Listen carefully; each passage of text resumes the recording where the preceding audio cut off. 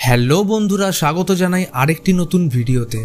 আজকের ভিডিওটা স্পেশাল কারণ আজকে আমাদের সাথে কোল্যাব করছে কিউরিও ফাইট চ্যানেলের ওনার কৌস্তব ভাই। তো আজকে আমি আপনাদের জন্য নিয়ে এসেছি 2005 সালে মুক্তি পাওয়া মোস্ট কন্ট্রোভার্সিয়াল এবং সত্য ঘটনার উপর কেন্দ্র করে বানানো movie the exorcism of Emily রোজের বাংলা এক্সপ্লানেশন নিয়ে, যেখানে ভিডিওর প্রথম পার্টে আমি মুভি এক্সপ্লানেশন করব আর বাকিটা না হয় তোমরা কৌস্তব ভাইয়ের থেকেই শুনে নাও। হন্টিং রিয়ন যেমন বলল, দ্য এক্সোরসিজম অফ এমিলি রোজ এই মুভিটা একটা সত্য ঘটনার ওপর বেস করে বানানো। জার্মানির ব্যাভারিয়াতে 1975 থেকে 1976 এর মধ্যে এই পুরো ব্যাপারটা ঘটে। এই ব্যাপারটা খুবই কন্ট্রোভার্সিয়াল ছিল। আমি আমার চ্যানেল কিউরিও ফাইটে এই মুভিটার সত্য ঘটনা শেয়ার করেছি এবং এই কেসটার সাথে রিলেটেড বিভিন্ন রিয়েল অডিও ফুটেজ এবং ভিডিও ফুটেজও থাকবে সেখানে।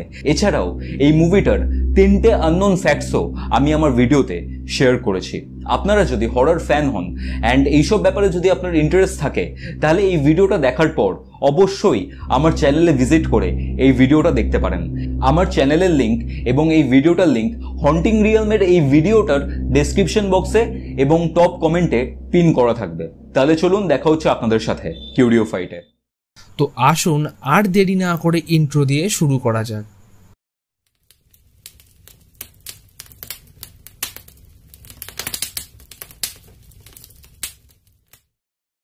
তো মুভির শুরুতে রোজ পরিবারকে দেখানো হয় তাদের বাড়ির বড় মেয়ে এমিলি রোজের মৃত্যুর জন্য পুলিশ এসে বাড়িতে উপস্থিত ফাদার রিচার্ড মোরকে গ্রেপ্তার করেন, কারণ তার এক্সোরসিজম প্রক্রিয়া করার জন্য এমিলির মৃত্যু হয়েছিল। এবার মিডিয়া কভারেজ পাওয়ার জন্য এই কেস পাবলিকালি প্রচণ্ড পপুলার হয়ে যায়। পুলিশ অফিসিয়ালসদের মতে রিচার্ড মোর এই ঘটনার দায়বদ্ধতা স্বীকার করেন। এরপর একটি লয়ারদের পার্টি হতে আমরা দেখতে পাই, যেখানে এরিন ব্রুনার নামক এক লেডি লয়ার উপস্থিত ছিল। সে খুব রিসেন্ট একটা কেস জেতার পর মিডিয়াতে বেশ পপুলার হয়ে যায়। তো এরিনের বস তাকে এমিলি রোজের কেসটিকে ফাদার রিচার্ড মোরের হয়ে লড়তে বলেন। প্রথমে সে ইন্টারেস্টেড না হলেও তার বস তাকে অফার দেয় সে যদি এই কেসে জিততে পারে তাহলে তাকে সিনিয়র লয়ারে প্রমোট করে দেবেন। ফলে এমিলি এতে রাজি হয়ে যায়। এবার সে ফাদার রিচার্ডের সাথে জেলে দেখা করতে যায়। ফাদার তাকে বলে সে এই ঘটনাটিকে বিশ্বের সকলের সামনে তুলে ধরতে চায় এবং এর জন্য যেমন করেই হোক তাকে এবং এরিনকে এই কেস জিততেই হবে। এরিন তার ইনভেস্টিগেশন শুরু করার জন্য এমিলির বাড়িতে গিয়ে তার মায়ের সাথে দেখা করে। তার মতে এমিলি খুব হাসি খুশি এবং খুবই বুদ্ধিমতী মেয়ে ছিল। এমনকি সে রিসেন্টলি স্কলারশিপ পেয়েছিল বাইরের ইউনিভার্সিটিতে গিয়ে ফ্রিতে পড়ার জন্য। এবার আমাদের ইথান থমাস নামের একটি বিরোধী পক্ষের উকিলকে দেখানো হয়। এবার স্বাভাবিকভাবে এত বড় কেসের একজন বিরোধী পক্ষ থাকবেই। সে এরিনকে এসে বলে ফাদার রিচার্ড যদি এই ঘটনার দায়ভার নিজে থেকে স্বীকার না করে তাহলে সে তাকে কঠিন থেকে কঠিনতর সাজা দেবে। সেই রাতে আমরা দেখি এরিনের বাড়িতে রাখা প্রতিটি ঘড়ি রাত 3টের সময় অদ্ভুত রকমভাবে বন্ধ হয়ে যায়। পরের দিন কোর্টরুমে ইথান তার প্রথম উইটনেস ডক্টর ভগলকে ডাকেন। তিনি রোজের পরিবারের প্রতিটি মেয়েকে ছোটবেলা থেকেই চেক আপ করতেন, তাই এমিলির সাথে তার সম্পর্ক অভিভাবকের মতোই ছিল। ডক্টর বলেন কলেজে যাওয়ার পর এমিলি তাকে চিঠি লিখে তার বয়ফ্রেন্ড জেসনের ব্যাপারে জানায়। একদিন রাতে ডক্টর ফোন করলে এমিলি বলে এই উইকেন্ডে সে যখন হোস্টেলে একা ছিল তখন রাত 3টের সময় তার অদ্ভুত কারণে ঘুম ভেঙে যায়, কারণ তার সাথে কিছু প্যারানর্মাল অ্যাক্টিভিটি ঘটতে সে অনুভব করে। এমনকি এই ঘটনার পর যখন সে শুতে যায় তখন মনে হচ্ছিল কেউ যেন তার শরীরের উপর বসে গলা টিপছে। কিছুক্ষণ এই রকম চলার পর হঠাৎ সব কিছু নর্মাল হয়ে যায়। এবারে স্বাভাবিকভাবে এই ঘটনার দরুন সে খুব ভয় পেয়ে যায়। এবারে ইথান তার পরবর্তী উইটনেস ডক্টর মিউলারকে ডেকে পাঠালে তিনি বলেন এমিলির এপিলেপসি অর্থাৎ মৃগী রোগ ছিল। সেই মতো ডক্টর মিউলার গ্যাম্বিউট্রাল নামক ওষুধ দ্বারা এই ট্রিটমেন্ট শুরু করলে ফাদার রিচার্ড তাদের পরিবারকে বোঝাতে সক্ষম হন যে এটা কোনো শারীরিক অসুস্থতা নয়, বরং এটি সুপারন্যাচারাল ঘটনা। ফলে এমিলি এপিলেপসির ওষুধ নেওয়া বন্ধ করে দেয়। তাই ডক্টর মিউলারের মতে ফাদার ওষুধ না দেওয়ার জন্য প্রভোগ করায় তিনি এই মৃত্যুর জন্য দায়ী। এই বলে সেদিনকার মতো হিয়ারিং শেষ হয়। এবার রাতে এরিন ফাদারের সাথে জেলে দেখা করলে তিনি এরিনকে সাবধানে থাকতে বলেন, কারণ তার সাথেও কিছু অসাধারণ কার্যকলাপ হতে পারে। কিন্তু এরিন এই কথাকে গুরুত্ব না দিয়ে ফাদারকে সব কিছুর ডিটেলসে কিছু না লুকিয়ে তাকে জানাতে বলে।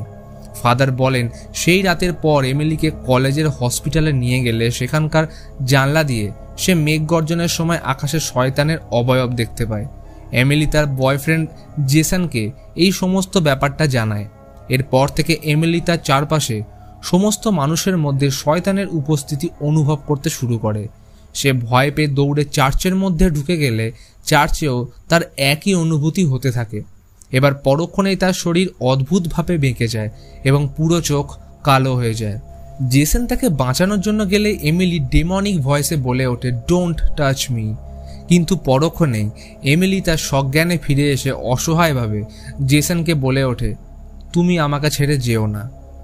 এরপর ঘটনা বর্তমানে ফোকাস করে এবং আমরা দেখি ঠিক রাত 3টের সময় এরিনের ঘরে প্যারানর্মাল অ্যাক্টিভিটি হতে, আর ফাদার রিচার্ডের সাথেও এই একই ঘটনা ঘটে। সারা রাত ঘুম না হওয়ার কারণে পরের দিন কোর্টে এরিন লেট করে পৌঁছয়। এবারে বিরোধী পক্ষের উকিল ইথেন থমাস আরেকজন নতুন উইটনেস ডক্টর ব্রিক্সকে কোর্টে প্রেজেন্ট করে। সে বলে এমিলি সাইকটিক এপিলেপসি স্টেজে ছিল, যার কারণে সে নিজেই নিজেকে আঘাত করতে শুরু করেছিল। তাই অটোপসি রিপোর্ট অনুযায়ী তার মৃত্যু ম্যাল নিউট্রিশন এবং হেভি বডি ইনজুরির কারণে হয়েছিল। ডক্টর ব্রিক্স আরও বলেন সাইকটিক এপিলেপসির কারণে ভিকটিমের চোখের মণি পুরোপুরি কালো হয়ে বড় আকারের হয়ে যায়। এবার এই তথ্য দেওয়ার পর বিরোধী পক্ষের দিকে পাল্লা ভারী হয়ে যায়। পরের দিন জেসনকে কোর্টে ডাকা হলে সে বলে এমিলির খিদে পেলেও কোনো অদ্ভুত কারণবশত সে খেতে পারছিল না। অ্যাজ উই নো, এটা পজিশনের একটা স্টেজ যেখানে ডেমন ভিকটিমের শরীরে তার উপস্থিতি জানান দেয় এবং এই সময় ভিকটিম তথা ডেমন যে কোনো রকমের খাবার প্রত্যাখ্যান করে দেয়। জেসন বলে চার্চের ঘটনার পর থেকে সে এমিলির সঙ্গ কোনোদিন ছাড়েনি। একদিন রাতে তার ঘুম ভাঙলে দেখে এমিলি বেড থেকে নিচে এক অদ্ভুতভাবে বিকৃত অবস্থায় পড়ে আছে। এই ঘটনার পর জেসন এমিলিকে নিজের বাড়িতে নিয়ে যায় এবং তার পরিবার ফাদার রিচার্ড মোরকে ডেকে পাঠান। ফাদার আসার আগে তার বোন এমিলির রুমে গেলে দেখে সে পোকামাকড় ধরে খাচ্ছে। এটা দেখা মাত্রই তার বোন চেঁচিয়ে উঠলে এমিলি তার দিকে তাকিয়ে এক অদ্ভুত স্বরে চেঁচিয়ে ওঠে।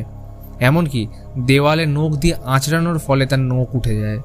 এই অবস্থায় তাকে কোনো রকমে পরিবারের লোক এবং ফাদার এসে উদ্ধার করলে এমিলি ফাদারকে লক্ষ্য করে অদ্ভুত ভাষায় কিছু বলে অজ্ঞান হয়ে যায়। এবার এরিন কোর্টে ডক্টর অ্যাডানিকে উইটনেস হিসেবে প্রেজেন্ট করে। ডক্টর অ্যাডানি স্পিরিচুয়াল এবং বিজ্ঞান ভিত্তিক টপিকের উপর স্টাডি করতেন। তিনি জানান পজেশনকে সায়েন্টিফিক্যালি প্রুভ করা হয়েছে, আর এমিলি একজন হাইপার সেন্সিটিভ মেয়ে ছিল, তাই সে এই রকম সুপারন্যাচারাল অ্যাক্টিভিটি অনুভব করত। তিনি আরও বলেন গ্যাম্বিউট্রালের বেশি প্রয়োগের কারণে এমিলি পজেশনের স্টেটে লক হয়ে যায়, তাই তার মৃত্যু হয়েছে। এবার এই ঘটনা আরও বড় টুইস্ট নেয় যখন ডক্টর কার্টরাইট নামক এক ডক্টর নিজে এরিনের সাথে কন্ট্যাক্ট করে জানায় সেই এক্সরসিজমের সময় সেখানে তিনিও উপস্থিত ছিলেন।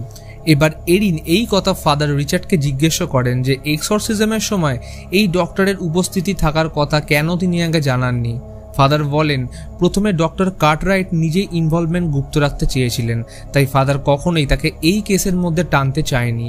এবার এরিন ডক্টর কার্টরাইটের সাথে দেখা করলে বলে এরকম এপিলেপসির কেস তিনি অনেক সামলেছেন, কিন্তু এমিলির ব্যাপারটা একদমই আলাদা ছিল। এমনকি তার নিজেরই মনে হচ্ছিল সে কোনো ডিমনের দ্বারা পজেসড ছিল, এবং এই ঘটনার পর থেকে তার মনে এত ভয় জন্ম নেয় যে প্রতিদিন তিনি এখন প্রেয়ার করেন। এবার ডক্টর তাকে একটা টেপ দেয় যেখানে সেদিনের পুরো ঘটনার রেকর্ড ছিল, এবং এটাও জানান তিনি কোর্টে এই ব্যাপারে বলার জন্যও রাজি। সেই রাতে এরিনের ঘুম ঠিক আবার রাত্রি 3টের সময় ভেঙে যায়, কারণ ঠিক ওই সময় অটোমেটিক্যালি এক্সরসিজমের টেপটি বাজতে শুরু করেছিল। পরের দিন ফাদার রিচার্ড কোর্টে বলেন এক্সরসিজমের আগের রাতে ঠিক রাত 3টের সময় তার ঘুম ভেঙে গেলে তিনি তার চারপাশে ডিমনের উপস্থিতি অনুভব করেন, আর পরক্ষণেই তার সামনে এক কালো পোশাক পরিহিত কাউকে দাঁড়িয়ে থাকতে দেখেন। এবার কোর্টে সেই টেপ প্লে করা হয় যেখানে 31 অক্টোবরের রাতে ঘটে যাওয়া এমিলির এক্সরসিজমের পুরো ঘটনা সামনে আসে। সেদিন রাতে ফাদার রিচার্ড, ডক্টর কার্টরাইট, এমিলির বাবা এবং বয়ফ্রেন্ড জেসন উপস্থিত ছিল। এবার এমিলিকে বিছানার সাথে বেঁধে দিয়ে এক্সরসিজম প্রক্রিয়া শুরু করতেই দেওয়ালে টাঙানো ক্রস উল্টো হয়ে যায়, আর এমিলির ভিতরে থাকা ডিমন জেগে ওঠে। ফাদার এমিলির ভিতরে উপস্থিত ডিমনের ব্যাপারে জানতে চাইলে ঘরে থাকা বিড়ালগুলো ফাদারের উপর অ্যাটাক করতে থাকে, আর এই সুযোগে এমিলি ঘরের জানলা ভেঙে গ্যারেজের দিকে দৌড় দেয়। এবার সবাই সেখানে পৌঁছলে এমিলি অদ্ভুত রকম আচরণ করতে থাকে এবং সাথে তার শারীরিক পরিবর্তন হতে থাকে, যার ফলে হার্টবিট অস্বাভাবিকভাবে বেড়ে যায়। পরক্ষণেই বাইরের ওয়েদার পাল্টে গিয়ে প্রচণ্ড ঝড় বৃষ্টি শুরু হয়, আর এক ঝটকায় পুরো পরিবেশ ভৌতিক রূপ ধারণ করে। ডিমন ফাদারের উপর সাপ দিয়ে অ্যাটাক করার চেষ্টা করলেও ফাদার পরিস্থিতি সামলে নিয়ে এমিলির ভেতরে থাকা ডিমনের নাম জিজ্ঞেস করলে তিনি অবাক হয়ে যান, কারণ তার ভিতরে 1 নয় 2 নয় বরং 6টি ডিমন ছিল। এবার এমিলি অদ্ভুত স্বরে বলে ওঠে, we are the once who dual within. এইটা বলার পরেই রিভিল হয় তার মধ্যে থাকা 6টি ডিমনের নাম। সেগুলি ছিল Cain, Nero, Judas, Legion, Belial and Lucifer. এটা বলার পরেই এমিলি হঠাৎ অজ্ঞান হয়ে গেলে ফাদার সে কালো পোশাক পরিহিত ডিমনকে সেখানে আবার দেখতে পায়। এই ঘটনার পর থেকে এমিলির অবস্থা আরও খারাপ হয়ে যায়, কারণ তার এক্সরসিজম সম্পূর্ণ হয়নি, ফলে সে নিজেকেই আঘাত করতে শুরু করে। এবার এই প্রতিটা ডিমনের ব্যাপারে জানতে হলে এবং প্রতিটা ক্ষেত্রে রাত 3টের সময় এমিলি, এরিন এবং ফাদারের ঘুম ভেঙে যাওয়ার কারণ সহ পুরো ডিটেলস আপনারা কিউরিও ফাইট চ্যানেলের ভিডিওতে পেয়ে যাবেন। এবার কোর্টে এই পুরো ঘটনা শোনার পর ইথেন প্রমাণসহ বলে, ছোটবেলায় এমিলি ল্যাটিন ও হিব্রু ভাষা শিখেছিল, তাই সে এক্সরসিজমের সময় ফাদারকে লক্ষ্য করে এই ভাষায় কথা বলছিল।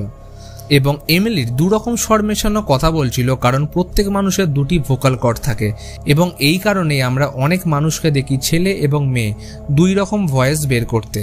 এবার এমিলি সাইকোটিক স্টেটে থাকার জন্য সে একই সময় 2 রকম ভয়েসে কথা বলছিল। এবার সেদিন ডক্টর কার্টরাইটের সাথে এরিন দেখা করতে যায়, কারণ তিনি কোর্টে উপস্থিত ছিলেন না। এবারে সেখানে পৌঁছলে ডক্টর এরিনকে দেখা মাত্রই অদ্ভুত কারোর উপস্থিতি অনুভব করলে ভয়ে পালাতে যেতে গাড়ি অ্যাক্সিডেন্টে তার মৃত্যু হয়। এই ঘটনা এরিনের বসের কানে গিয়ে পৌঁছলে তিনি এরিনকে এই পদ থেকে বহিষ্কার করার হুমকি দেন। পরের দিন কোর্টে ফাদার রিচার্ড এমিলির একটি চিঠি সবার সামনে পড়ে শোনায়, যেটা এক্সরসিজমের পরের রাতে সে লিখেছিল। লেখা অনুযায়ী, এই ডিমন আমায় এখনো ছাড়েনি।